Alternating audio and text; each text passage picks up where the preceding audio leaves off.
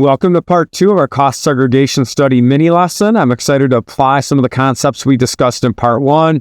We left off looking at that sample report. And let's look at some application and when a cost segregation study makes sense, especially with all of the law changes with the Tax Cuts and Jobs Act of 2017.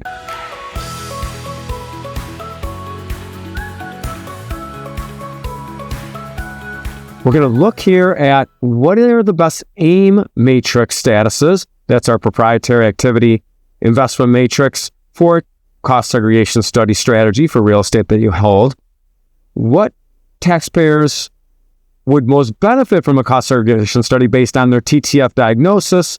We're going to talk about the timing of the study. We're also going to talk about what if you do a cost seg study in a year subsequent to the year you placed an asset into service. That's a 481A adjustment. We're even going to show you the tax form it gets reported on.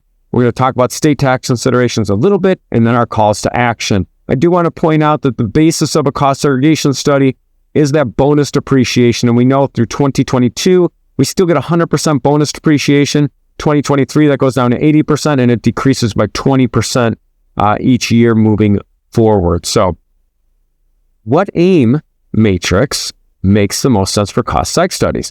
Well, in our opinion here at Teaching Tax Flow, if you're going to do a cost segregation study, now there are situations where you would do a cost segregation study, grab a huge loss, and because you're a passive investor, you'd carry that forward. But we're going to focus on when you get to deduct that loss immediately. And looking at this matrix, it's going to be in the following situations. If you are a real estate professional status with a long-term rental, the status right here, that makes a lot of sense. If you're rep status with a short-term rental, it makes a lot of sense. And if you meet that short-term rental loophole and you're a material participant with a short-term rental, the cost seg study will make a lot of sense. All right. Remember, cost seg's really getting a lot of that bonus depreciation and deduction immediately. So it makes a lot of sense when you're a red diagnosis in our TTF ecosystem, in purple, in gold as well. Now with green, sometimes we see a situation where someone has such a large deduction from some cost segregation studies that they move out of red into the green, and you might want to elect out of bonus depreciation. There's a separate mini lesson on that, but for the most part, red diagnosis at cost seg study is a nice slam dunk, and it also provides with that tax-free income and growth with the rental portfolio. Now, we have a really nice calculator design within Teaching Tax Flow. In this calculator, we work through the tax flow versus cash flow for a cost segregation study. So I know you might want to pause this here, but I'm going to walk through this example. So this example is a passive income. So it's a rental property, 2022, the cost. And I know we had a sample cost segregation study to show the deduction, but this is really driving home that tax flow versus cash flow. So let's assume the cost basis of the building portion is $450,000. Let's assume this person's paying currently $73,500 worth of federal tax. I'm assuming a 21.5% deduction, and let's assume the cost seg study costs $2,000. So in this case right here, just walking through the tax flow versus cash flow, everyone's situation is going to be different. The current year cash flow, meaning the amount you're laying out to do the cost seg study is $2,000. The current year tax flow, meaning the tax savings, not the deduction. The tax deduction would be $101,000 in this example. Tax savings, $33,802. So remember, one of the laws of Teaching Tax Flow, cash flow versus tax flow. This would give us a current year net tax flow, in this example, of $31,000. And you're not limited to just one cost segregation study. You can run multiple cost segregation studies in each year. Now, I will mention, if you plan to subsequently sell the property, you need to consider if that cost segregation study makes sense, because that depreciation will be added back. That deduction will be added back in your income. All right. When you have a cost segregation study performed in the year that you place the asset into service, you're going to start your depreciation schedule on your tax return. There are times when you look at your tax return and you decide, we have a property we bought in, let's say, 2020, in the years 2022 or 2023. I want to run a cost segregation study on that property and pick up the deduction in the current year. I call it your get out of jail free card. In that case, from a technical perspective, we're going to apply to the IRS you and your tax professional, definitely make sure you're working with a qualified professional, and you're going to request an automatic change in accounting method to reset your depreciation schedule.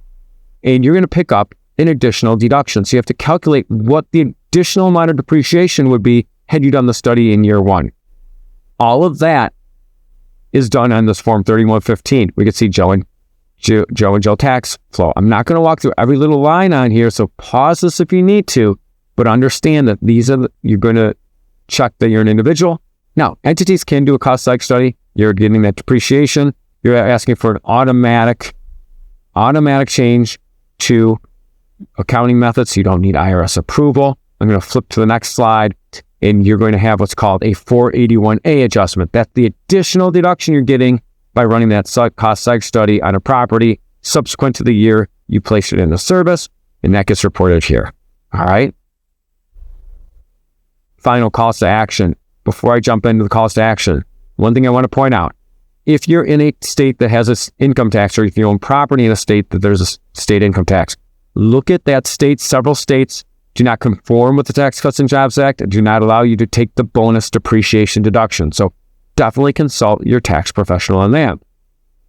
Look at your marginal tax rate and your TTF diagnosis, calls to action, and figure out what your AIM status is. Figure out if you're a good candidate for a cost segregation study. Secondly, if you're a good candidate, review your tax return. Comb through your tax return and figure out, hey, is there a good option for me to do a cost segregation study even on property that I owned previously?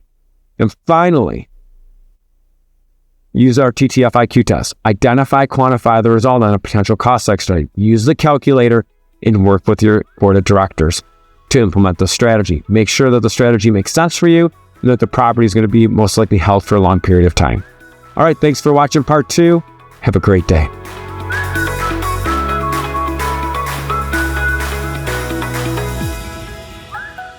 John here from Teaching Tax Flow. I wanted to thank you for watching this video. We literally have hundreds of hours of content between podcasts, webinars, videos just like this built specifically for you, the taxpayer. Whether you're a full-time employee, you're a freelancer, you're a contractor in some other sense, or you're thinking about getting into business for yourself, everything here at Teaching Tax Flow is perfect for you, basically going off of the roadmap provided by the IRS to legally and ethically reduce the taxes paid over your lifetime. So be sure to subscribe to this channel and connect with Teaching Tax Flow, and we will see everybody very soon.